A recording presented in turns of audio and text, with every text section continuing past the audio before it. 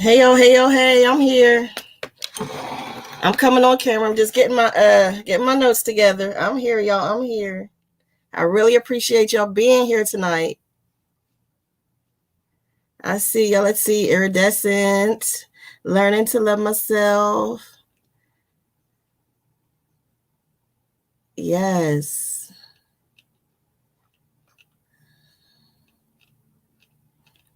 Hey. I got kidnapped last night. Crazy. But I appreciate my friends. They're sweet. I really appreciate them. So in case they're listening in, I do appreciate y'all. Y'all crazy as hell, but I appreciate y'all.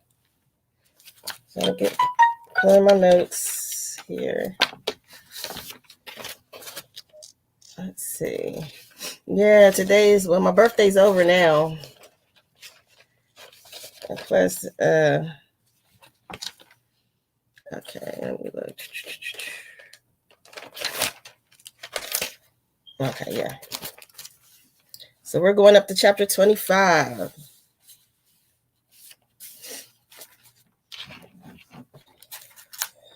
Let's see. I know one thing. Monday, I am resting all day. I feel exhausted.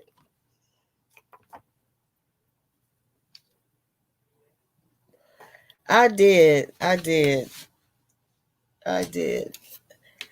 enjoy myself. Let me check.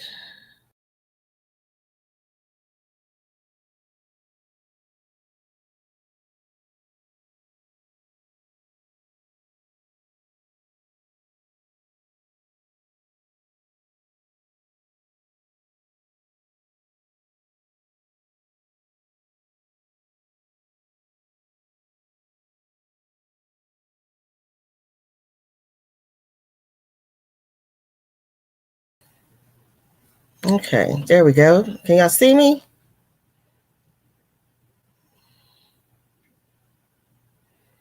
Can everybody see me?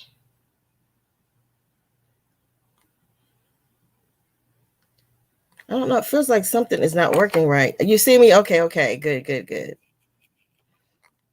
Trying to make sure. Turn this down. Okay. All right. So we are starting at chapter 15. I probably should recap a little bit, huh?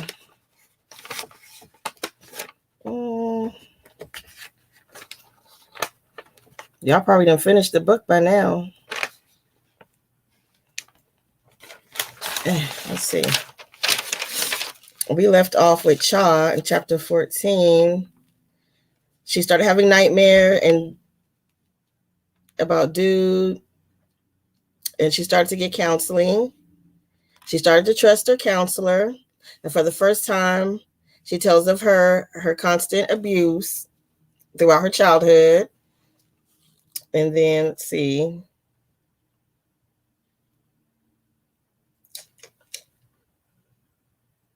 Yeah. And so then we start in chapter 15. Let's see. Goldie. So chapter 15 is about Goldie. Here we find more evidence of Red's debauchery. Red is a mess. When Cha tells her that Omari was hungry, she tells Cha, I don't care about that little nigga.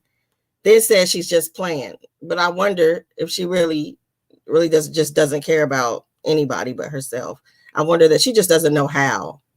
She really doesn't know how. And I just don't know that. I hate to say it's hopeless for anyone, but she really seems like one of the people that it's just hopeless. It's just really hopeless for Red. But here in this chapter, Goldie starts the girls thinking about doing things differently and being more than what they think they can be, more than what they are. Goldie tells the story of how she and her grandmother split ways. Her grandmother went to Georgia without her, and so she stays in California. They discuss their futures. Cha says she wants to be a pediatrician, and Goldie wants to be a teacher. And Cha sees, and she doesn't see any better for herself. And she's really hopeless. And Goldie just doesn't even argue about it. You know, she kind of just saw how hopeless she was. And she didn't even, like, she just didn't bother anymore. And I thought that said a lot. Like, she really knows her friend. But I felt like she just should have encouraged her in that moment. But again, they're really, really young. Really, really young. And they've just seen the worst of the world, you know? Really the worst of the world. Let's see here. And then Red's car is about to be repossessed. They start fighting the repossessed guy. They start fighting him. Red bites him in the back like a rabid dog because he called them the N-word. Justifiably, but I mean, that's just a little crazy. I'm not putting my teeth on nobody. But then here enters Mr. Officer. Mr. Officer pulls up to the rescue. They give him their half-ass bullshit story, and he questions the repo man, who then calls him the N-word, and then he gets a grown man ass whooping. He is clearly, that was hilarious. It was funny to me too. I was laughing out loud because he thought, I don't know what the man thought. That's just the audacity. But we see that we find out that he's attracted to Goldie, and she's attracted to him too. And he offers to take her on a date. And she, tells him he'll find her number or find a way to contact her. Right. Hey, Veronica. Okay, and then we have chapter 16 we're back on Red. Crazy Red. She needs to get up her car payment money. So Damu says for $200 for to find one of his hoes that ran away, I think it was. And then enters Taz. Taz is the one that ran away. And apparently Taz is his favorite. Taz, Damu's favorite. That's the one he loves. The one he went through a great lengths to bind him to her to him by crack addiction. So he done got Taz addicted to crack to keep her in line and keep her with him always. I thought that was crazy. Like, wow, that he was just that. And as we see, I don't feel like he really loved her. He just wanted to possess her, right? That's not love. Because as soon as she decided not to be with him, he didn't love her enough just to see her happy. He wanted to possess her, and when he couldn't, yes, it was tragic. Like, me or no one, you can't be with anybody. That was crazy. So Red waits outside of her high school. Red was a predator too, man. She was just sick. She waits outside her high school and lures her with the promise of food. That is just awful that she could actually lure that girl away with food. Food. I was just like, oh my gosh. With food. And then when in the car, offers her drugs, which Taz kind of tried to deny, but she's an addict. She went through a lot to actually get herself off of drugs, right? And so she folded. Red takes her to Damu's place where he ends her life. He right in the back of the head. Was it a taco or was it a burger? Was it a taco? I don't remember. I can't remember if it was a taco or a burger. But yes, girl. Terrible.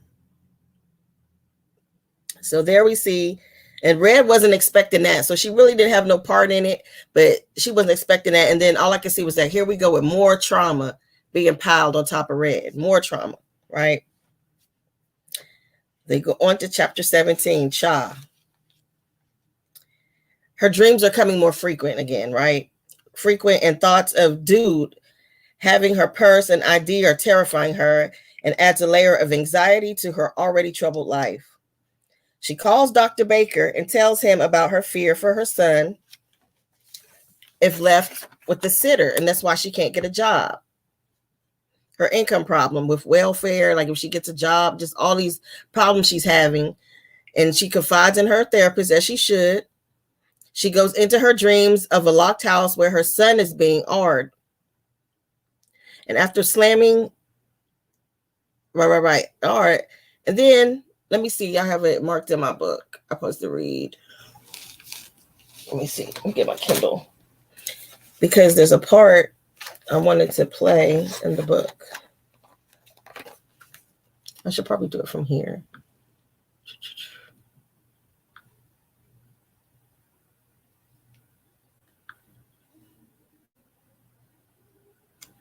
Now connected to Galaxy Note 9.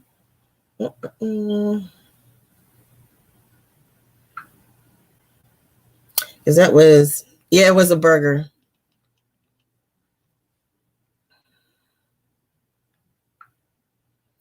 Let's see, go to. Oh.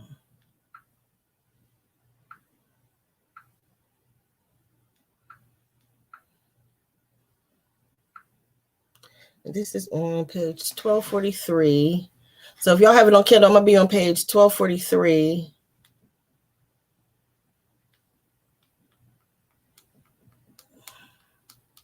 I highlighted a passage. Yeah.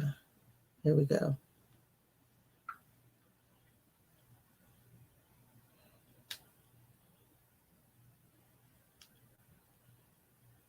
For the past 2 years, ever since my kid's father was killed. It's the real reason why I started seeing you, because seems like I have them darn near every night now. I have a hard time getting to sleep, but the dreams changed. Someone is always getting raped or molested.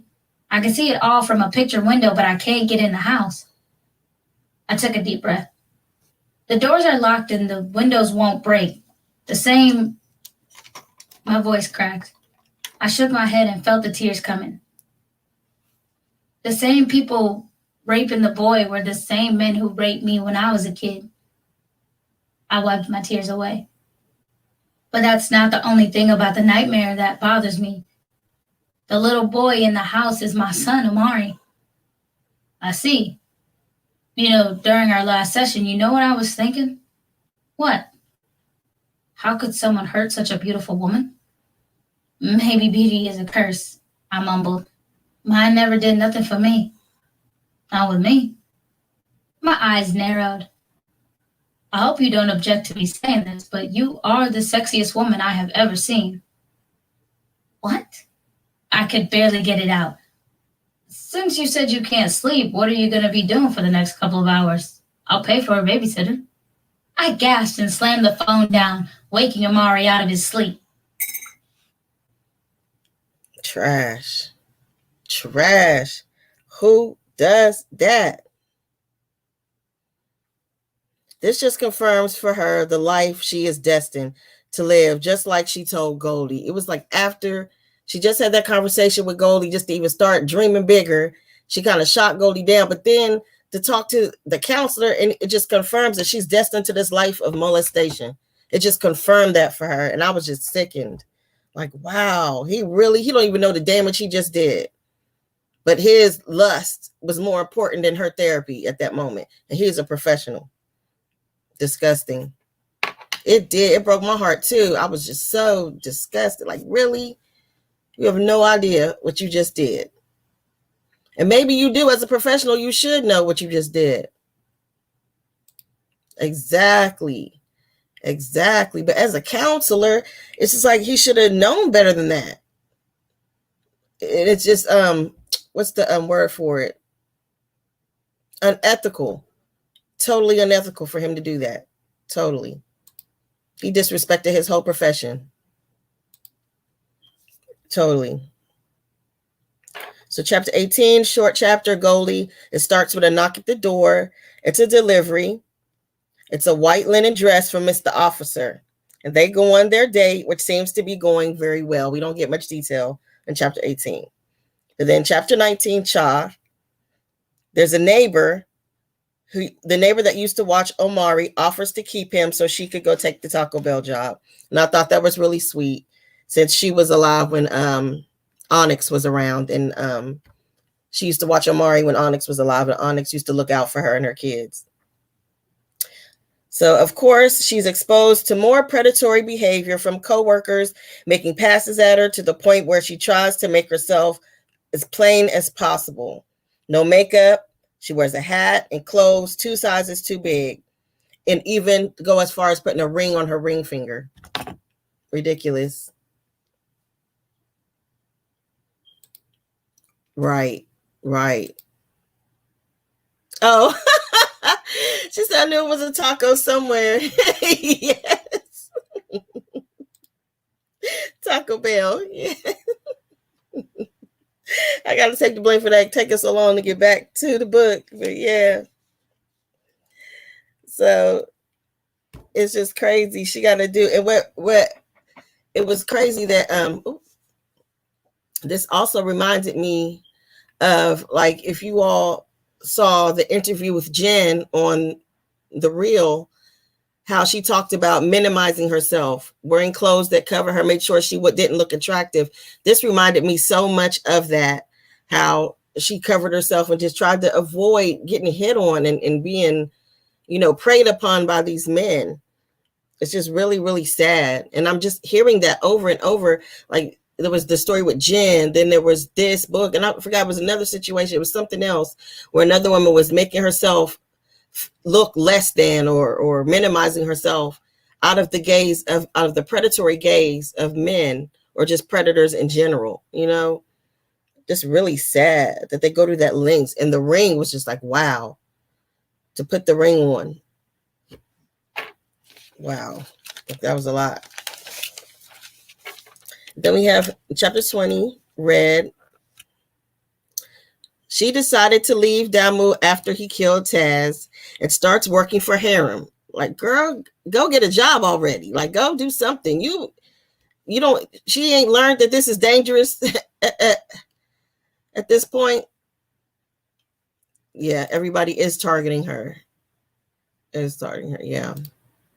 I think all women have at some point felt that way to a certain extent. Maybe not as far as, like, Jen and Shaw have, but I remember feeling like that. I remember I used to get harassed by this guy on the school bus. Oh my gosh. Every day he used to block and make me kind of sit with him every day. And I remember he had like a history class with me. And I remember being in that class and we had to sit at assigned tables. And I remember our table was towards the back of the classroom. And I was, even a freshman in high school, I was really, really, really small, like 5 foot, and I weighed like 75 pounds. I was still so small, even as a freshman in high school, I had to have my clothes pinned at the waist because my waist was so tiny. And that my little sister, who is, she's 7 years younger, we wore the same size clothes, and she's 7 years younger than me. That's how small I was forever. I didn't gain weight till I had a child. Like, I was so tiny. And I remember he used to sit next to me and he used to suck on my finger, like take my finger, put it in his mouth, and just in the grossest way. But I was so afraid and intimidated that I wouldn't like necessarily stop him, or I just remember the constant harassment. He would not leave me alone. And he lived in my neighborhood. It was just horrible that men kind of learn these predatory behaviors young. They learn it young. And it just reminds me of all that. Like, where are they learning from? Maybe that's why I had so many boys. I have 3 boys. And they were just not predators like that. I don't know, maybe because I'm so sensitive to it. They especially my oldest, he can't even bear to see women fight. It makes him sick. The thought of a woman getting hit in the face, to me, just makes him sick. Like, things like that. Maybe I was oversensitive to it. I don't know. Yeah, I think Red's kind of given up on life. I don't even understand it. I don't even understand her anymore. Yeah, she's been traumatized, but it seems like she should want to get as far away from it as possible or protect her friends as much as possible. But it's the opposite. She's a lot like her mother. She's a whole lot like her mom. So, okay, so now she's with Harem, and she has managed to steal 6 of his girls away, 6 of Damu's girls away to Harem. How she thought that was wise, I don't know. But Scarlett stayed with Damu and told her that she was going to tell Damu, but she didn't care because she got $200 per head. She starts targeting kids with low self-esteem, and it was easier to flip them than someone older and more seasoned. So it was easier for her to make that money off of kids. Disgusting. Red is just disgusting. She would find them at the abortion clinics, fast food spots, sitting outside schools, and hanging in the projects and parks. She was selling them on femininity and independence and the independence movement. She was a hot mess. When she was pretty, and that's pretty smart though. Like, you selling them on femininity and independence, like, and you don't want that for, like, she was just so backwards. She was just horrible. And now we hear the stories of their home lives and abuse. Disgusting. Family predators and pimps of 14-year-old girls. She even lies and says she even lies and tells them that a girl got a date with Chris Brown. And we see how gullible they are. But they're in such disgusting situations at home already. It's just terrible. Terrible. I almost want to question this author. Like, where'd you get these stories from? But Red takes them to harem, where he samples the girls and simultaneously pays Red her $600. She takes the money and she don't feel no type of way. None. Cha. So now, chapter 21, Cha. She's been working for 4 months now. She's feeling real good about herself. I'm gonna start feeling hopeful for her again. Like, she's gonna make it out this situation. Whew. The lies is crazy. Crazy. The manipulation of it all. And Red is borderline narcissistic. Like, she's really, like, so the way she be jumping in fights and expecting her girls just to have her back every time. Like, she's a real piece of work. So she starts feeling good about herself, but her dreams were back and about her instead of her son this time. Her boss has started, it's almost like she had the sixth sense, right? Sixth sense. I thought so too. Anything is better than where they're from, but they found out how horrible. Yeah. And it almost is like, at least they're making money for themselves, you know, and not, I mean, one girl, the mom was basically selling her for crack. She was saying that she would go and get the crack rock and bring it back to her mama. Like, what? What? But I know of situations like this in real life. I personally know of situations like this, you know, that have happened to friends of mine. It's terrible.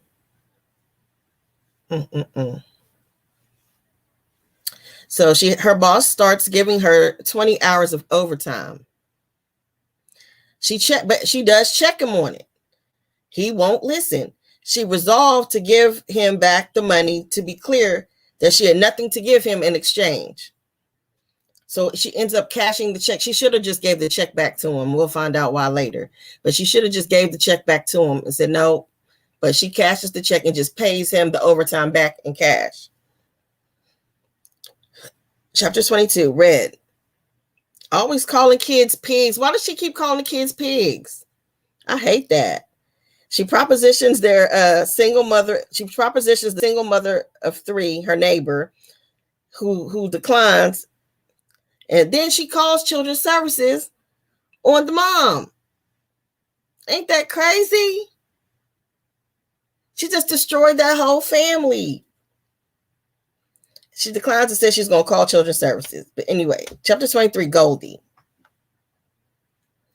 Her relationship with Rick is coming along, and I'm loving their relationship. Rick is doing it right? He's doing what Rick is doing, what Rick's supposed to be doing. He's treating her well, and we find her on a plane on her way to Tahiti. I was so happy for God. I wish she could have snatched Cha up and found her officer friend or something.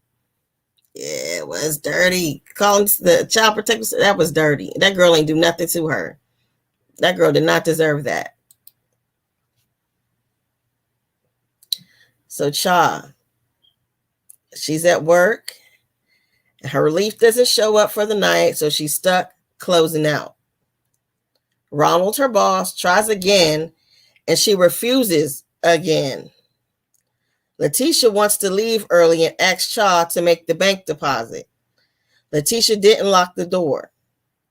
All of a sudden, she feels a gun to her head, and she encounters Dude. He wants what he lost and what they stole from him. He wants the deposit. She keeps her eyes open to avoid past traumatic rape scenes. He proceeds to have his way with her. God, that was so awful. You know what? Yes, I do. It was just weird that Rick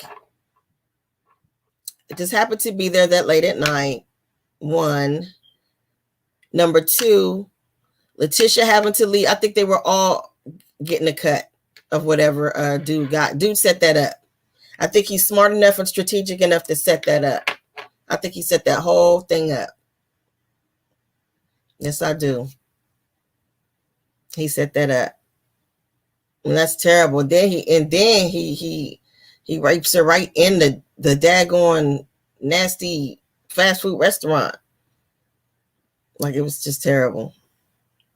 Poor child, man. She just can't catch a break. That is so sad.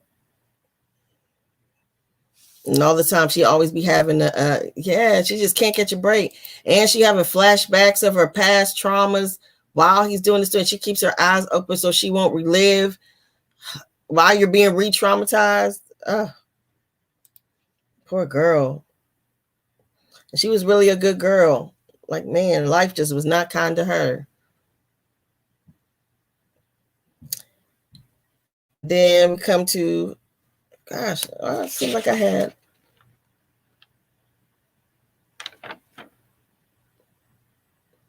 more notes than that. Okay.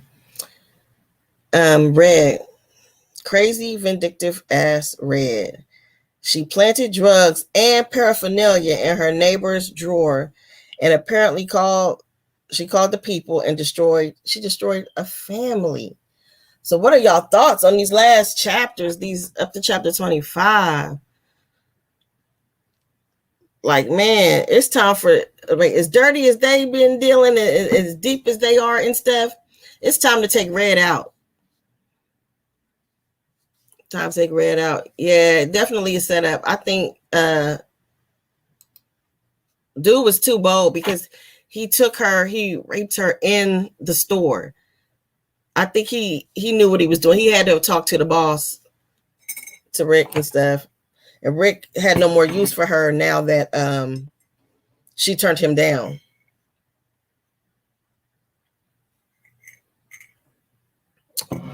That was so sad.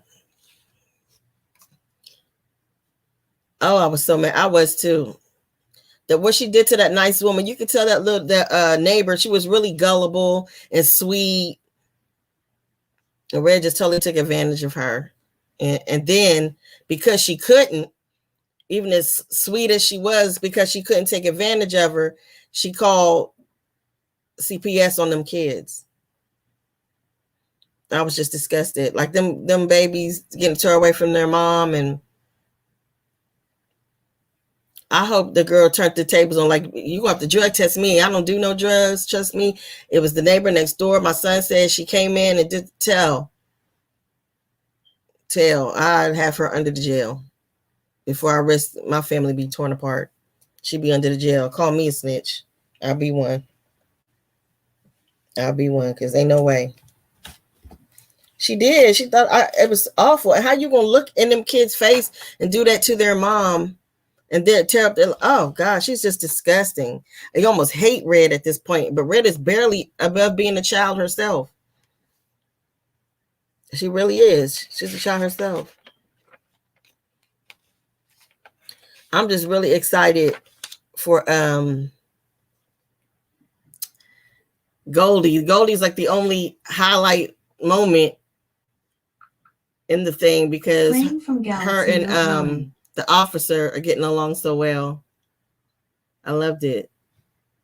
Let me see.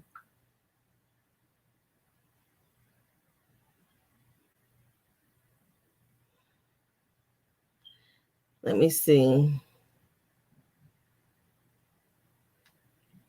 was gonna see if I could find them.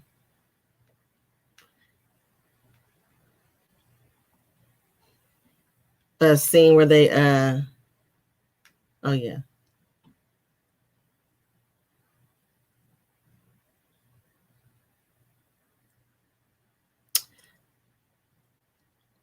chapter 20, no, chapter 25.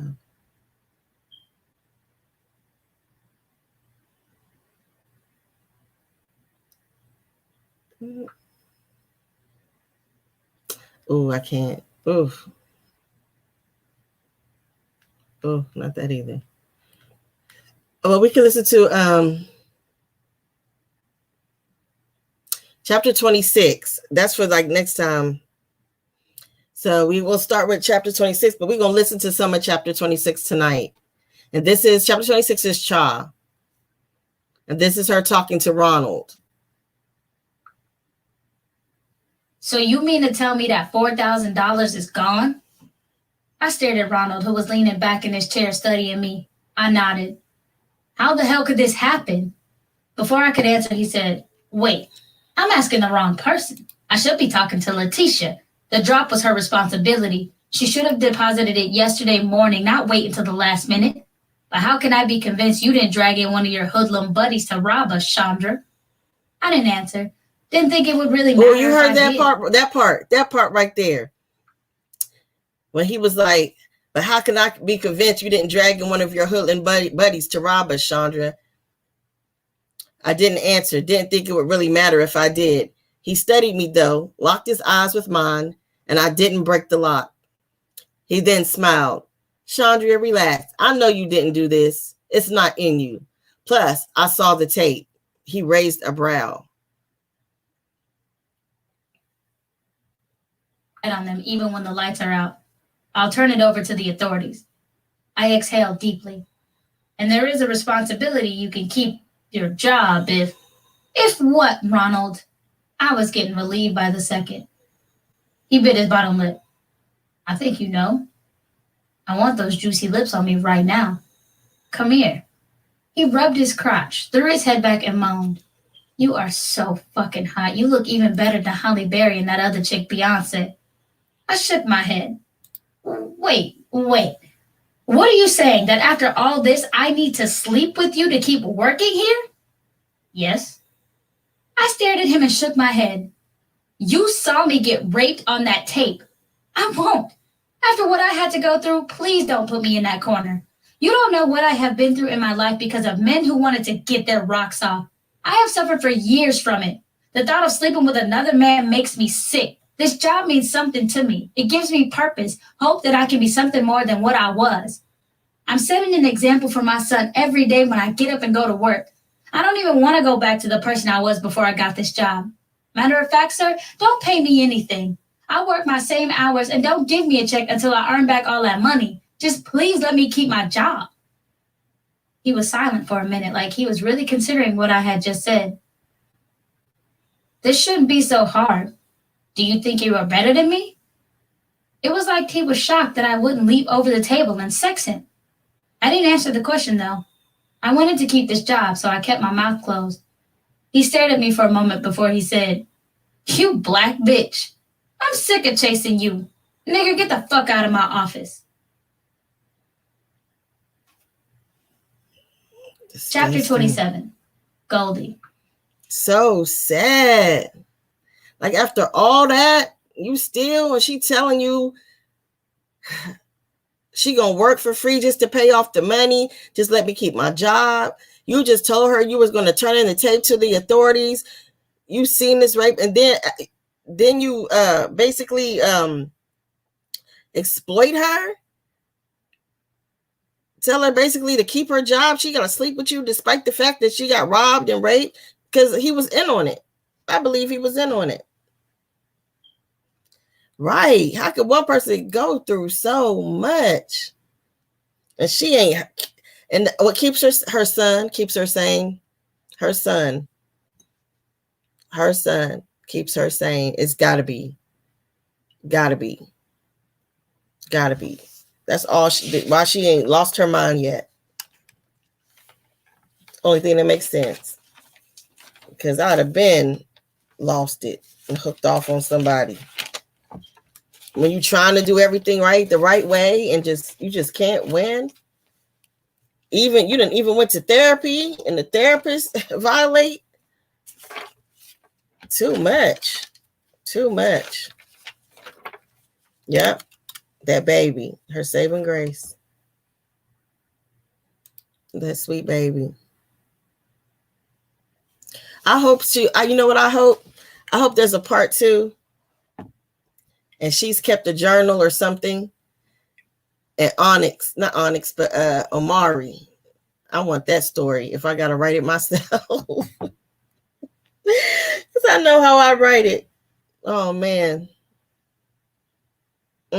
So did all of y'all finish the book? Who finished the book?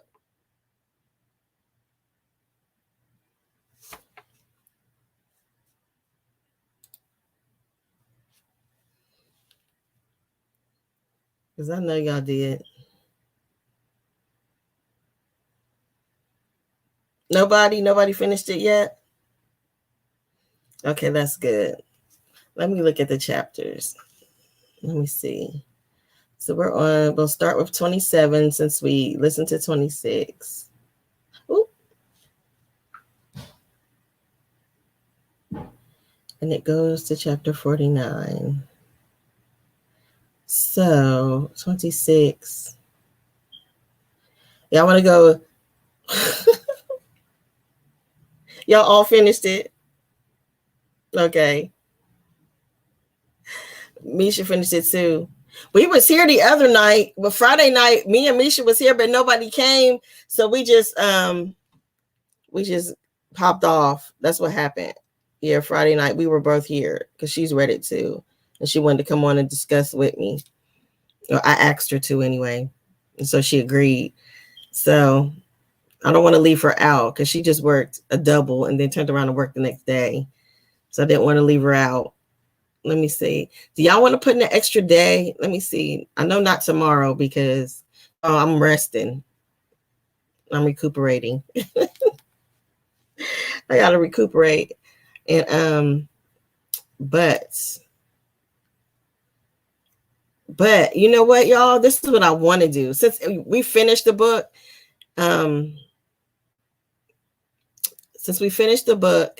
and I'm gonna get Misha on a night, but I'm gonna drop the link so we can talk together.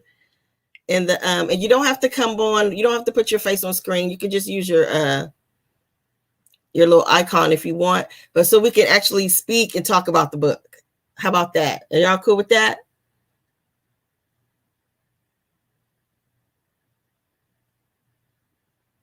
I think that'll be good because I want to hear y'all. I want to hear from y'all. And there's like a delay from when I got to wait for y'all to respond. But the book is so exciting. I want to talk about it. We're going to talk about some good things. That sounds okay. Good. So y'all, okay, I'm going to drop the link and all of us get up here and we'll discuss the book and that'll be good. And people that miss it, they'll be able to see different perspectives and, you know, hear different. It's easy, Veronica. It'll be real easy. When I drop the link, it'll bring you right to StreamYard. You'll just click it and you'll be what's called backstage, and I'll just click you in and it'll say stop camera. And if you don't want your face to be seen, you just click stop camera and it'll just show your picture, the picture that you have for YouTube. It'll just show that. So real simple, real easy. It's real easy. And it'll have your name and you could type whatever name you want it to display on the video. But like I said, you don't have to show your face. I mean, I see y'all enough. You know, I won't be letting any people that I haven't seen up here anyway. Everybody's usually respectful and we'll be discussing the book. So it'll be really good to get to talk to y'all. Yeah, get our wine and popcorn or whatever. I'm drinking tea today. Girlfriends are crazy, y'all. That was sweet though. Yeah. Talked to both my moms today. Both of them saying happy birthday. It's so funny. And my sister, I didn't speak to my only one I didn't speak to was my brother. I didn't speak to my brother. But he's got 3 girls. He's a single dad with 3 girls. So I'll probably talk to him tomorrow. And OG had his concert, so he was telling me about that. He had a great time. He did very well. I'm proud of him. And then my other son is in Cincinnati. He went to a concert out there, and he just called. You made yourself stay. Oh, you got to work in the morning, don't you? What time is it there?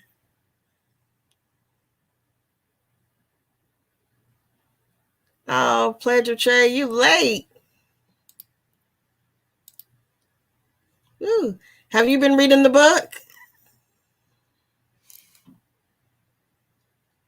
How did you do that?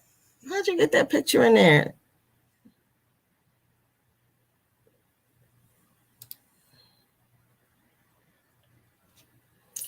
Yeah, so our usual night is Thursday.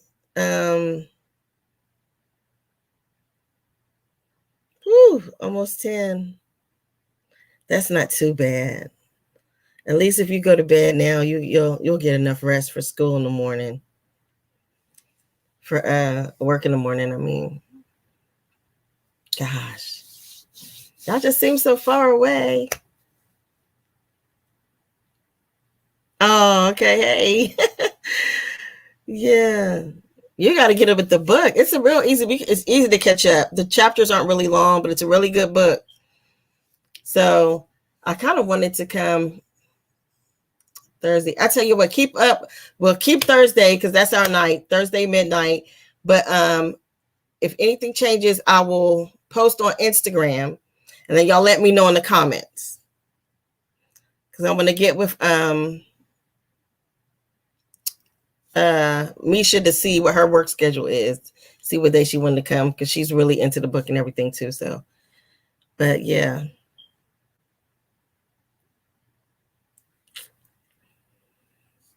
So, yeah, Pleasure Trey, you got to come back and join us. We're going to be starting a new book soon. We're going to vote on a new book soon. I got some titles that were suggested. And so I don't know how to do a poll. I think I can do a poll on Instagram. We could do it that way. Or I'll post and then y'all put suggestions in the comments and then I'll make a poll. Yeah.